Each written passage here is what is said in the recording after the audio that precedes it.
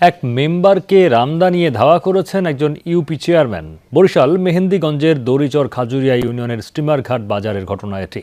সম্প্রতি এমনই একটি ভিডিও সামাজিক মাধ্যমে ভাইরাল হয়েছে। পুলিশ জানায়, দড়িচর খাজুরিয়া ইউনিয়ন পরিষদের চেয়ারম্যান মোহাম্মদ মোস্তফা আলীর বিরুদ্ধে সম্প্রতি অনাস্থা দিয়েছেন ইউপি মেম্বাররা। এর জেরে সকালে চেয়ারম্যান মোস্তফার সঙ্গে মেম্বার বাচ্চু দেওয়ানের বিরোধ হয়।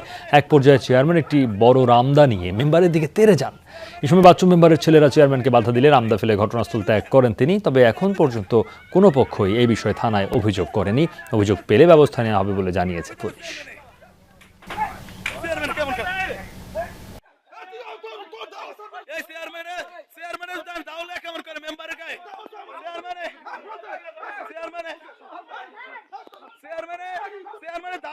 কেমন করে